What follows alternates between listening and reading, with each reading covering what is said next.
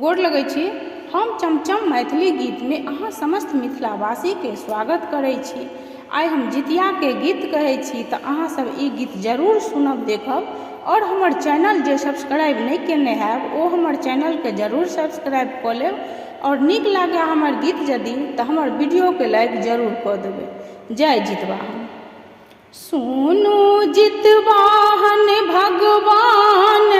केलहुँ कातक के सानाथ, सुनू जितवाहन भगवान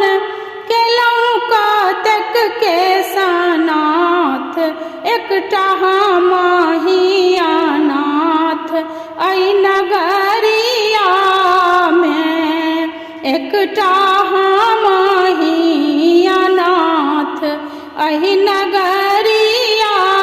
में,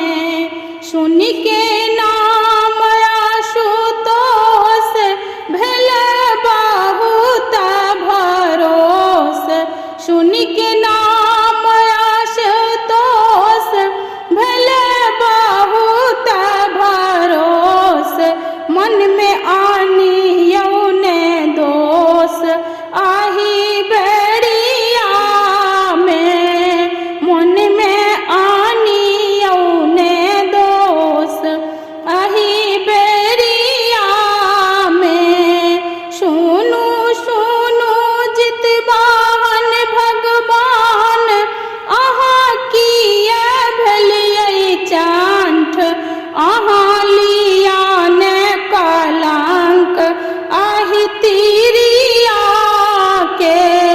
अहाँ लिया ने कलंक आहि तिरिया के, गेलहुँ कातेक हम दुआर कियो सुनै ने पुकार, गेलहुँ कातेक दुआर कियो सुनै ने पुकार, अहाँ मरलो पुत्रक प्राण बचाबी सरकार, अहीं मरलो पुत्रक प्राण बचाबी सरकार, अछि डाला भरल हाथ खीरा अकरी पानक पात, अछि डाला भरल हाथ खीरा अकरी पानक पात, कनिये लियौ ने सुचार अहि बेरिया में, कनिये लियौ ने सुचार